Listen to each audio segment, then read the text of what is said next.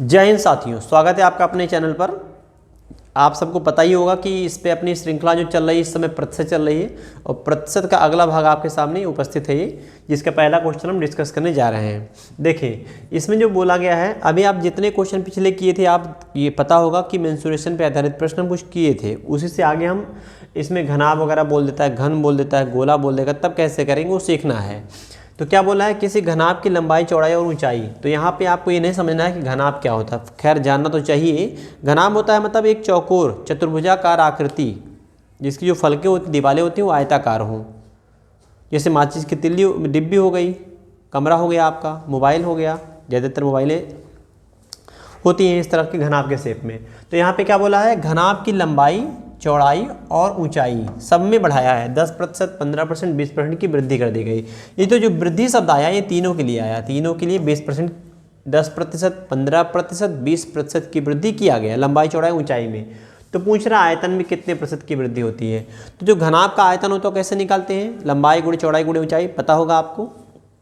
तो सीधे सीधे इंटू मारना है इनको, या फार्मूले से यूज कर लीजिए, जैसे फ्रैक्शन से भी यूज कर सकते हैं।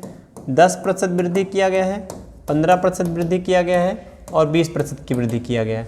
आप चाहें तो इसको फार्मूले से भी लगा सकते हैं। जैसे इन दोनों को हम जल्दी ले लेते हैं, आंसर जल्दी आ जाएगा और फिर जो बचेगा उसके साथ 15 को लगा दीजिएगा। आप ऐसे भी कर सकते हैं, या मेरे साथ इन दोनों को ही पहले लगा लीजिए फार्मूले में। आपको पता होगा फार्मूला हम डिस्कस किए थे, +-x +-y +-x/100। इसका इस्तेमाल हम करके आंसर निकाल सकते हैं। अगर आप चाहते हैं कि नहीं करना है तो फ्रैक्शन से भी आप लगा सकते हैं। इसका फ्रैक्शन से भी आंसर निकाला जा सकता है।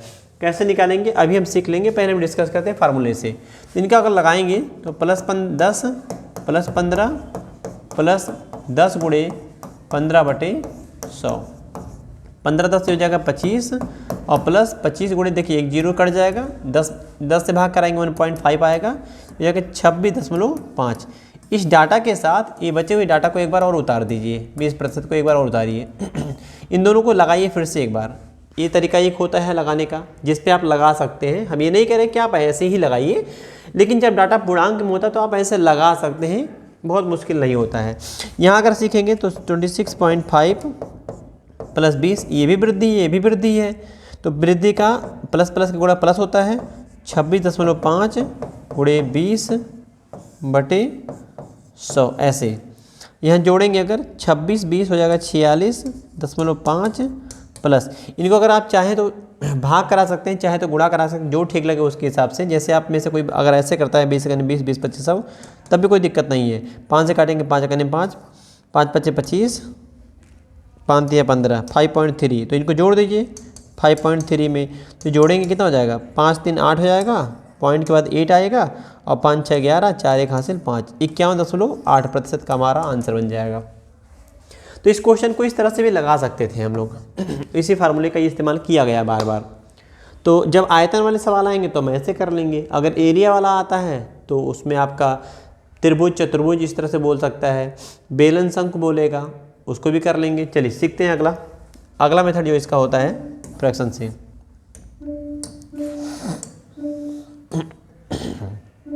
एक मिनट मिटाते हैं, फिर अगला मेथड आपको बताते हैं इसको कैसे लगाना है दूसरे तरीके से। आप चाहें तो ये फार्मूला यूज कर सकते हैं। अगर फार्मूला नहीं इस्तेमाल करना चाहते तब कैसे लगाएंगे, इसको फ्रैक्शन में कन्वर्ट कर लीजिए। इसका फ्रैक्शन 1/10 आता है, इसका 3/20 आता है, इसका 1/5 आता है। अब हम गुणा करा देंगे। हम बोलेंगे 10 था तो अब 11 हो गया, इंटू, क्योंकि आयतन में आप जानते हैं लंबाई गुणे चौड़ाई गुणे ऊंचाई बराबर आयतन होता है घनाभ का, तो इंटू मार देना सब में। और यहाँ हम 20 का लिखेंगे 23। ध्यान देना इसको, 15% मतलब हो जाएगा 5 × 15, 5 से 3 बार में, 5 से 20 बार में नीचे 100 कट जाएगा और यहाँ हो जाएगा 5 का समान 6 में। अगर कटने लायक नंबर दिख रहा हो तो आप काट भी सकते हैं। यदि कटने लायक दिख रहा है, आप चाहें तो जैसे 2 से काटेंगे, ये 3 बार में कट जाएगा इस तरह से। तो आप नीचे देखिए क्या हो जाएगा, 5 0 0 तो हो जाएगा नीचे 500, नीचे हो जाएगा 500 और ऊपर गुणा कराएंगे 23 3 होता है 69, 6 9 तो 6 9 9 9 6 15 6 1 7 759 हो जाएगा। फिर से कर सकते 23 3 69 में जब गुणा कराएंगे 6 से तो 6 2 6 15 का 5 और 6 1 7। तो ये आप देखिए वृद्धि कितनी हो गई इसमें, तो वृद्धि कितना हो रहा है 259, कितने से 500 से। और प्रतिशत में बदलने के लिए आपको हम सिखाए हैं कि 100 से मल्टीप्लाई कराते हैं, तो डबल जीरो कट जाएगा और 5 से काट दीजिए, इसको 5 से काटिए, 5 पच्चे 25, 5 अकन्ने 5, 5 आठे 40, 51.8%। तो आप ऐसे भी लगा सकते हैं। तो ये थोड़ा सा आसान कैलकुलेशन हो गया, उसमें थोड़ा लंबा खिंच गया था। तो तरीका दोनों आपके पास है, जैसे आप लगाना चाहें वैसे लगा सकते हैं। इसको देखिए, किसी गोले की त्रिज्या में, अब हम बात करते हैं अगर गोला आ जाए, अर्धगोला आ जाए, घन आ जाए, इसमें चीज़ें बराबर होती हैं, तब कैसे करेंगे? तो गोला या गोला की जगह पे घन होता या आपका अर्धगोला होता और आपसे पूछा जाता है कि आयतन में वृद्धि कितना आएगा। तो आपको हम थोड़ा सा फार्मूला भी बता दें। गोले का जो आयतन होता है, आयतन का फार्मूला जो होता है वो होता है 4/3 पाई r क्यूब। तो 4/3 पाई में कोई वैल्यू बढ़ने वाली है नहीं, वो तो हमेशा कांस्टेंट रहेगा। तो जो वृद्धि और कमी डिपेंड करेगा वो किस पे करेगा? रेडियस पे करेगा, त्रिज्या पे करेगा, सीधा सीधा त्रिज्या पे करेगा। तो इन्होंने क्या बोला है? त्रिज्या में 10% की वृद्धि किया गया। इसका फ्रैक्शन कितना होता है? 1/10। तो हम बोलेंगे कि अगर पहले 10 था तो अब हो गया 11। समझ रहे इस बात को? 10 था तो एक बढ़ गया तो ये हो जाएगा 11। और आप देख रहे हैं पावर 3 लगाया गया, तो आयतन के लिए पावर 3 लगा दीजिए आप, इस पे पावर 3 यूज कर लीजिए। तो 11 का पावर 3 हो जाएगा 1331 और 10 का पावर हो जाएगा 3, मतलब 1000। तो कितना बढ़ गया? तो आप देख रहे होंगे 331 बढ़ गया। तो वृद्धि कितनी आ रही है? हमें प्रतिशत में कैलकुलेट करना है, तो हम बताएंगे 331 की वृद्धि हुई है कितने पे? 1000 पे। और इसको प्रतिशत में बदलते समय 100 से मल्टीप्लाई कराना होता है। तो 2 जीरो से 2 जीरो कट जाएगा और 10 से भाग कराएंगे 33.1%। ये हमारा आंसर हो जाएगा 33.1%। Option number D right answer हो जाएगा। तो आप देख रहे हैं गोला अगर दिया हो, बात समझिएगा मेरा, हम हर चीज़ जरूरी नहीं कि लिखें, तो बहुत सारी चीज़ें आपकी इंपॉर्टेंट बोली जाती हैं, तो उसको आप अपने हिसाब से नोट कर लिया करिए। अगर बोला है गोला, अर्धगोला बोला है या घन बोला है, तो इन तीनों चीज़ों में चीज़ें बराबर होती हैं। गोला में त्रिज्याएँ बराबर होती हैं, अर्धगोला में त्रिज्याएँ बराबर होती हैं, और जो घन होता है क्यूब जिसको बोलते हैं उसमें किनारे बराबर होते हैं। तो इस तरह की आकृतियों के लिए जब आपका आयतन पूछेगा प्रतिशत परिवर्तन, तो फ्रैक्शन में करने के बाद पावर 3 लगाइएगा, और जब क्षेत्रफल पूछ लेगा तो पावर 2 लगाइएगा, आंसर जल्दी से आ जाएगा। ऐसे अगला क्वेश्चन, मदिरा कर में 20% की वृद्धि हुई लेकिन उसकी खपत 20% कम हुई, तो धन के खर्च में वृद्धि या कमी प्रतिशत कितना होगा? ये सवाल हम इसके पहले डिस्कस कर चुके हैं, बस लैंग्वेज थोड़ा और। ये देखिए, जितना वृद्धि हुआ था उतना ही क्या हुआ? कमी। यहाँ दिख रहा होगा कमी। तो अगर हम बात करते हैं दाम बढ़ गया तो उसका जो खपत था उसको घटा दिया गया, तो वृद्धि या कमी आपसे पूछा गया है। तो जब दाम बढ़ने पे खपत घटाएं या बढ़ाएं, दाम और खपत दिया होता तो उसको मल्टीप्लाई करा के खर्चा बनता है, तो हम लोग को सीधे सीधे लगा देना है +20 -20, और प्लस माइनस गुणा माइनस होता है 20 × 20/100। ऐसे तरीका यही है, लेकिन हम आपको दूसरे तरीके समझाएंगे। ये सेम चीज़ें हैं, कट जाएंगी, आप 0 0 काट दीजिएगा, 2 दूना 4 -4, तो हम बोलेंगे 4% क्या हो जाएगा? कमी हो जाएगी, कमी। ये वृद्धि है, कमी हो जाएगा, तो 4% की कमी। जब भी सवाल में जितना प्रतिशत बढ़ने की बात करें उतना ही घटने की बात करें, बढ़ा के दाम डिस्काउंट देना, आय बढ़ा के घटाना, वृद्धि करके कमी करना, ऐसे सभी सवालों में हमेशा कमी होता है, लॉस होता है, कमी होता है। तो कितनी कमी होता है? तो आप इसको शॉर्टकट तरीके से कर सकते हैं। जब ये डाटा सेम है, 20-20 है, तो ऐसे सवालों में x²/100% क्या होता है? कमी होता है। ऐसे प्रश्नों में कमी होता है। तो 20 के स्क्वायर 400/100 करेंगे, 4 बच जाएगा, 4% कमी हो जाएगा। तो आप ऐसे भी लगा सकते हैं। ये कहाँ से आया? यहीं से आया, x + y कट जाएगा, x × x बराबर है x कट जाएगा, x × x, x²/100 बन जाएगा। तो वैसे भी लगा सकते हैं। ये हमारा आंसर हो जाएगा इस क्वेश्चन का, ऑप्शन नंबर बी।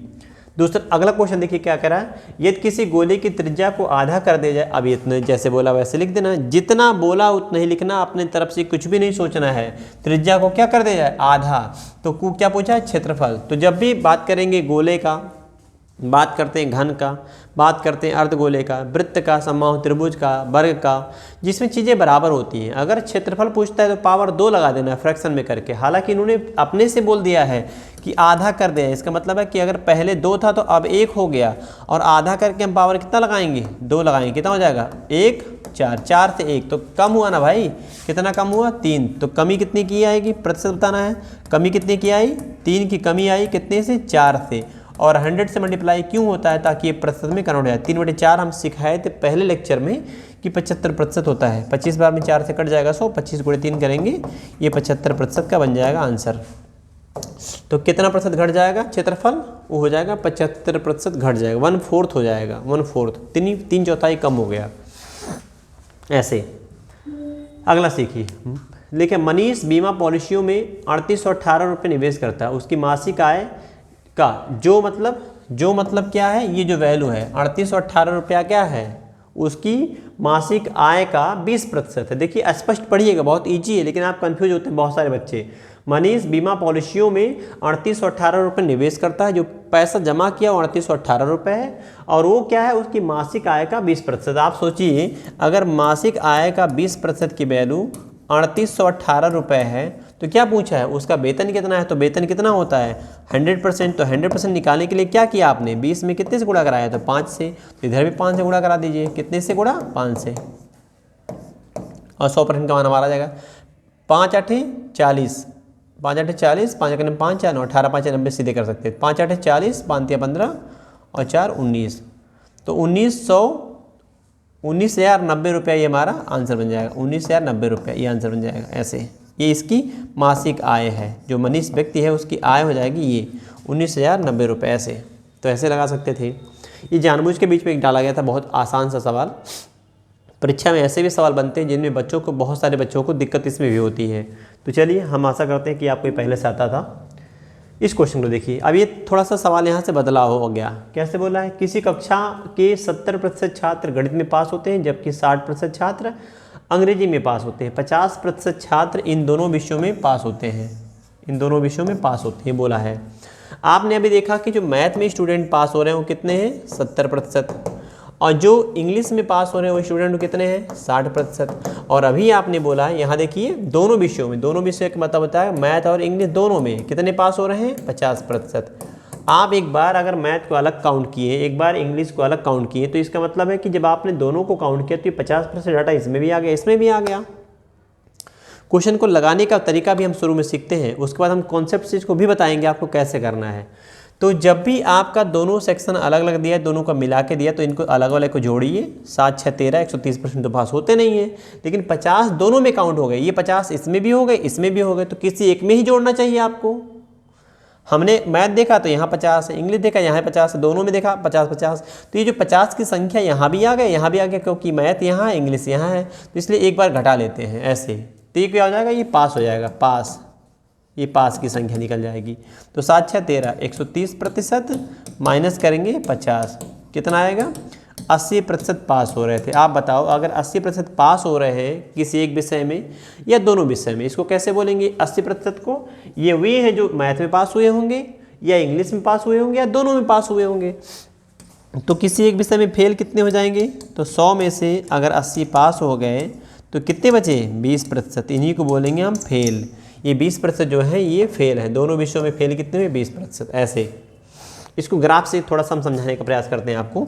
ये देखिए, ये हमारा जो ग्राफ है ये मैथ का है, और ये जो ग्राफ है ये इंग्लिश का है। इसमें कितने हैं, मैथ में कितने हैं, 70%, इंग्लिश में कितने हैं, 60%, दोनों में कितने हैं, ये बीच में है 50। अब आप नोटिस करो कि अगर ये पूरा सर्कल हमारा 50 का है, 70 का है, तो 70 में से 50 निकालेंगे तो इधर कितना बचेगा, 20। अब अगर 60 पूरे इंग्लिश हैं तो 60 में से अगर 50 मैथ में भी चलेगा तो इधर कितने छात्र बचेंगे, 10। तब ना 60 10 50 10 60 आएगा, 50 20 70 और 50 10 60 हो जाएगा। अब आप जोड़ो, 20 50 70 10 80, कितने पास हुए, ये हुए 80 पास। तो 20 फेल हो गए किसी एक विषय में या दोनों विषय में। तो ये 50 20 50 10 ये जो दिख रहा है आपको, यही संख्या है जो यहाँ लिखा गया था पास के रूप में। ये कौन से पास होते हैं, हमने मन से मौखिक बोला था आपसे कि इंग्लिश में पास या मैथ में पास या दोनों विषय में पास होंगे 80%, और 80% की वैल्यू ये है अगर पास वाले हो गए तो फेल कितने हो जाएंगे 20%। दोनों विषय में फेल कितने हुए तो 20% ही आपका आंसर बन जाएगा। ऐसे करना था, आप ऐसे लगाइएगा। किसी परीक्षा में, अगला सवाल देखिए, किसी परीक्षा में 40% छात्र फेल होते हैं। अब क्या बोल रखा है, 40% छात्र फेल होते हैं। किस में ही फेल होते हैं, हिंदी में। 40% छात्र हिंदी में फेल हो गए, ये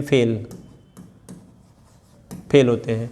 और बोल रहा है जबकि संस्कृत में कितने फेल होते हैं, 50% छात्र फेल होते हैं संस्कृत में फेल होते हैं 50%। इन दोनों विषयों में 30% छात्र फेल हुए। अब फिर से बोल दिया ना दोनों विषयों में, तो दोनों विषय का तो आपने अलग अलग लिखा ही था। अब जब जैसे ही बोला कि दोनों विषय में, हिंदी और संस्कृत दोनों विषय में कितने फेल हुए हैं, 30% छात्र, इसको हम किसी एक में ही काउंट करेंगे। दोनों में काउंट कर लिया, ये 30% फेल हुए हैं दोनों में, इसको चाहे यहाँ कहीं एक ही जगह काउंट करेंगे। तो हम क्या करेंगे, एक जगह घटा देंगे ऐसे, तो ये हो जाएगा फेल वाला। तो 40, 50, 90 माइनस 30 करेंगे, हो जाएगा 60%। 60% अगर फेल हो गए तो पास कितने हो जाएंगे, तो ये पास हो जाएंगे दोनों में 40। 100 माइनस 60 करेंगे तो बचेगा 40%। तो दोनों विषय में पास होने वाले विद्यार्थियों की संख्या कितनी हो जाएगी, 40% हो जाएगी। ऐसे इसको ग्राफ के माध्यम से भी फिर से समझ सकते हैं इसी सवाल को लगा के, लेकिन आप ऐसे लगा लीजिए, जल्दी आंसर आएगा। अगला इस क्वेश्चन देखिए, किसी स्कूल में 500 छात्र हैं। फिर से क्वेश्चन हमारा वैसे है, लेकिन आपके छात्रों की संख्या बोल रखा कि 500 छात्र हैं। 75% छात्र क्रिकेट खेलते हैं। क्रिकेट वाले कितने हैं, 75% स्टूडेंट हैं। और 65% फुटबॉल खेलते हैं। फुटबॉल खेलने वाले कितने हैं, 65% है। 10% छात्र कोई नहीं खेलते। ये मेन लाइन है, कोई खेल नहीं खेलते। देखिए नहीं खेलते हैं। अब आप सोचो कि अगर 10 नहीं खेलते तो कितने खेलते होंगे। स्कूल में अगर हम बोलते हैं कि मेरे कोचिंग में 10% छात्र कोई खेल नहीं खेलते हैं, तो इसका मतलब है कि 90% छात्र ऐसे होंगे जो कोई ना कोई खेल खेलते होंगे। कम से कम एक खेल तो खेलता ही होगा। तो अगर खेलने वालों की संख्या देखेंगे, इनका 7 से 14 140 हो जाएगा।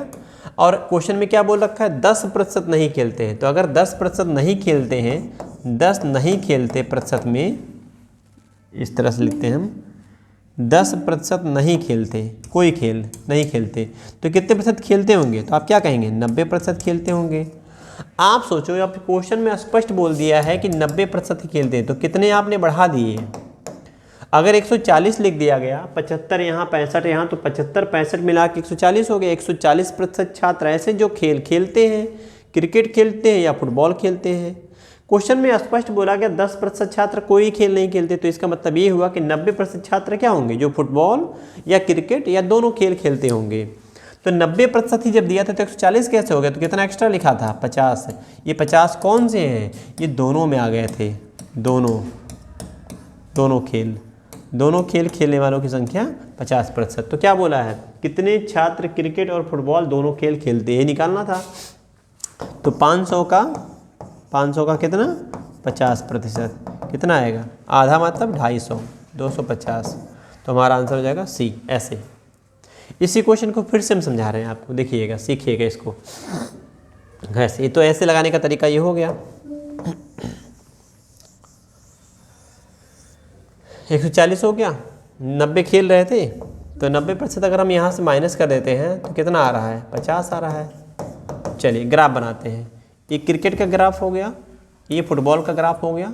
तो ये क्रिकेट में कितने हैं, 65%। ये क्रिकेट में आप देख रहे होंगे 65% हैं, और सॉरी क्रिकेट में 75% और फुटबॉल में 65%। ये जो 50 आए हैं, ये कौन से हैं, ये दोनों वाले हैं, ये वाले हैं ऐसे। तो यहाँ अगर हम 50 रखते हैं तो आप बताओ, 75 में से 50 निकालेंगे कितना बचेगा, इधर 25 बचेगा।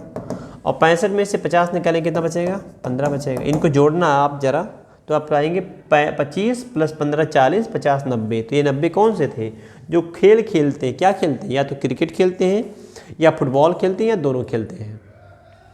तो ऐसे करना था सवाल का। तो ये जो बीच वाला था, यही हमारा डाटा गायब था, इसी को निकालना था। ये जो बीच वाला नंबर आपको दिख रहा है 50%, इसी को निकालना था।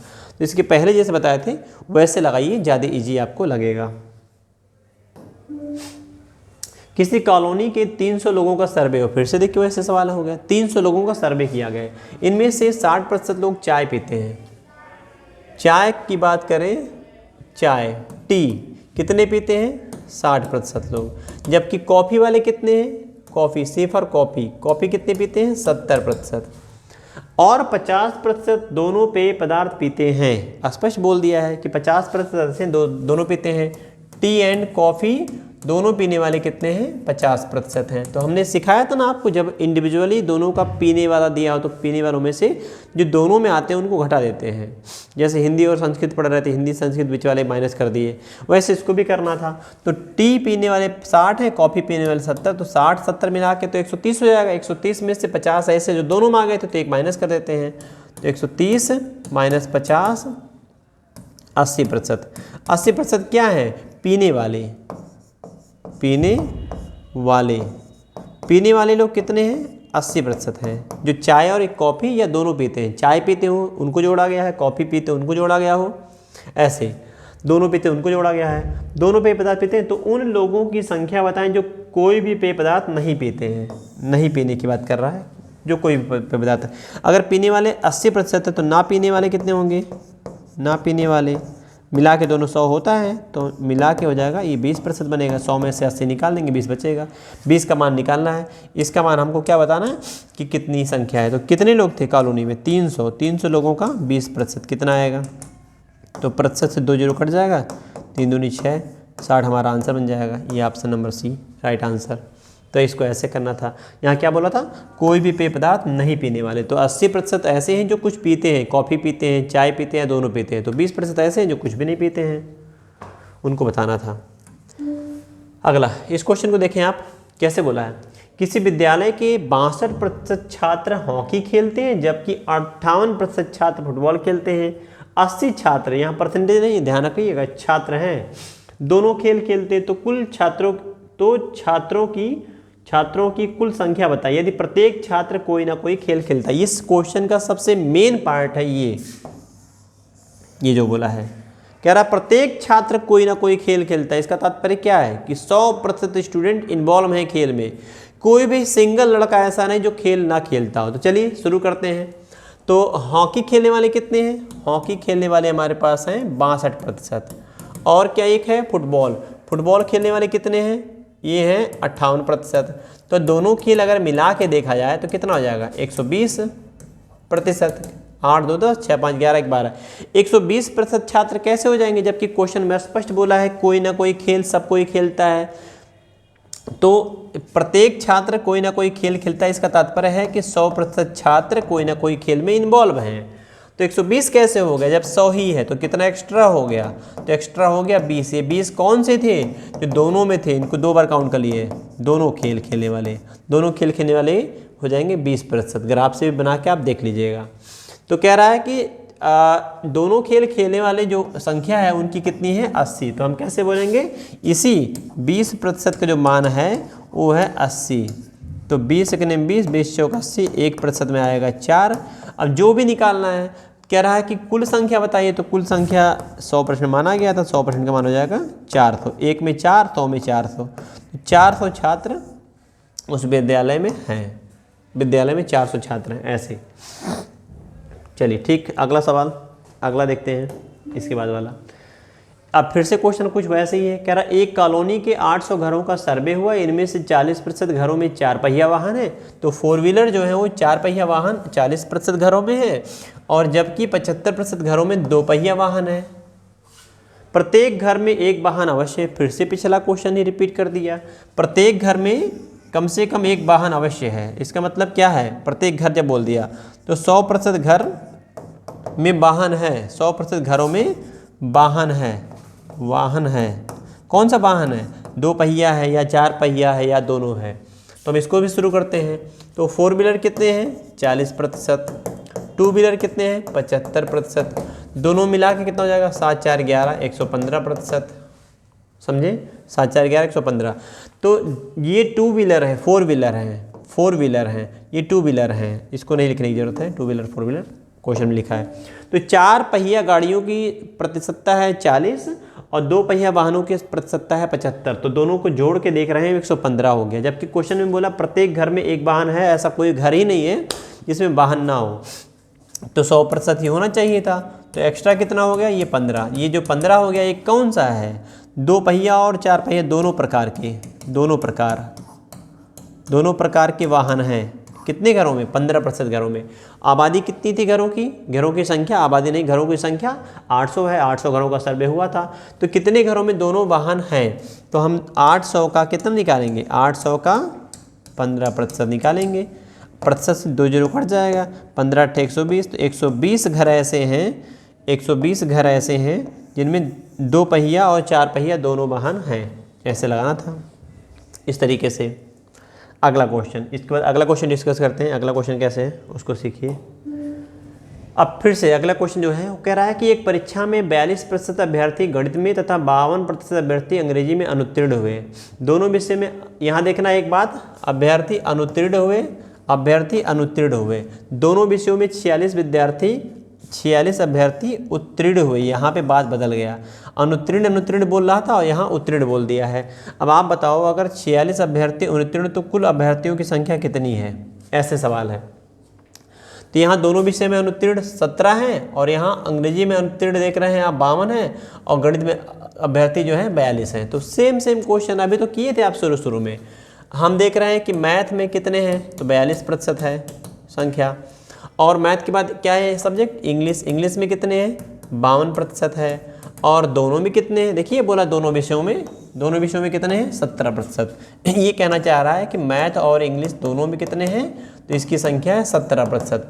तो जब दोनों का इंडिविजुअली दिया तो जोड़ देते हैं, और ये 17 आप यहाँ भी जोड़ दिए, यहाँ भी जोड़ दिए, तो एक ही जगह जोड़ना चाहिए, तो एक बार हम माइनस कर देते हैं। माइनस कर दिए इसको, तो इन जोड़ेंगे 5 4 9 2 2 4, 94% में से 17 निकालेंगे प्रतिशत, तो घटाइए देखिए कितना आ रहा है। 14 में से 7 जाएगा, 7 बचेगा, 8 में से 1 जाएगा 7, 77% ऐसे हैं जो क्या है, वो फेल है। अनुत्तीर्ण मतलब होता फेल है। तो पास कितने होंगे दोनों में?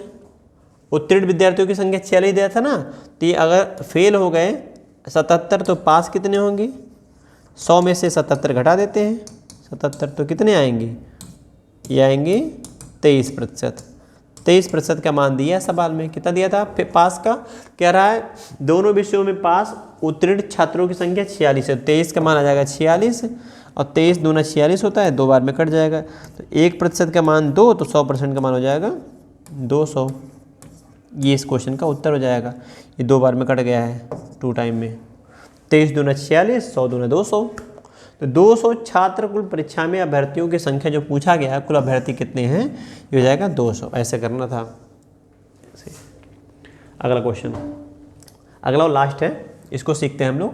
एक कार्यालय में 72% कर्मचारी चाय पीते हैं। अब कैसे बोला है? 72% कर्मचारी ऐसे जो चाय पीते हैं, 44% कर्मचारी कॉफ़ी पीते हैं। प्रत्येक कर्मचारी चाय अथवा, फिर से सवाल अभी देखिए पढ़े, प्रत्येक कर्मचारी चाय अथवा कॉफ़ी अवश्य पीता है, स्पष्ट तौर पे बोला गया है। तो चाय कितने पीते हैं? टी पीने वाले कितने हो गए? 72%। और कॉफ़ी पीने वाले कितने हैं? 44%। तो इनको दो जोड़ के अगर हम देखें पीने वाले कितने हैं, जोड़ के 4 2 6 और 7 4 11, 116% आ रहा है। जबकि क्वेश्चन में बोला है प्रत्येक कर्मचारी जो चाय पीता है या कॉफ़ी पीता है, इसकी संख्या कितनी होती है? 100%। हर कर्मचारी चाय या कॉफ़ी या दोनों पीने वाले हैं, तो उनकी संख्या तो 100 ही होता है। तो 116 में से अगर 100% ही पीने वाले हैं, तो कितने ऐसे हैं जो दोनों में पीते हैं? ये 16% दोनों में काउंट हो गए थे। बस अंतिम सवाल है, इसको देख लीजिए। तो 16% कह रहा है 40 कर्मचारी चाय कॉफ़ी दोनों पीते हैं। ये 40 कर्मचारी है, ये 16% का मान है। ये दोनों हैं टी एंड कॉफ़ी। तो 16% की जो वैल्यू है, ये क्वेश्चन में कह रखा 40। तो कार्यालय में कर्मचारी कितने हैं? 100% का मान निकालना है। तो 100% का मान निकालना है। आप चाहें तो काट सकते हैं, 4 से 4 बार कट जाएगा, 25 से गुणा करा देंगे 250 आ जाएगा। मिला के काट देते हैं, 40 गुणे 100/16। 4 से काटेंगे 10 बार में, 4 चौका 16, 4 से काटेंगे ये 25 बार में, और 25 गुणे 10 करेंगे 250। तो ये था क्वेश्चन आपका। तो इसमें जितने क्वेश्चन आपको डिस्कस किए गए हैं, 2-3 क्वेश्चन शुरू में हमने क्षेत्रफल और आयतन पे किए, मेंसुरेशन पे बेस्ड क्वेश्चन, और ये आपका किया गया है जो वेन डायग्राम पे आधारित प्रश्न होते हैं उसको किए गए, सेट थ्योरम में आते हैं। तो यहाँ भी परसेंटेज में बनते हैं इसके सवाल। तो बस इतना ही इस वीडियो में, और आपसे अगली वीडियो में मुलाकात होगी। और आप वीडियो पूरा अगर देखें, वो पसंद आया तो लाइक करके बताइए, लाइक करिए और कमेंट करके बताइए कि कैसा लगा। कोई भी डाउट अगर आप में से किसी को होती है तो बेहिचक कमेंट बॉक्स में कमेंट करके पूछिए आप। दूसरे वीडियो में आपको उसको शामिल किया जाएगा। जय हिंद।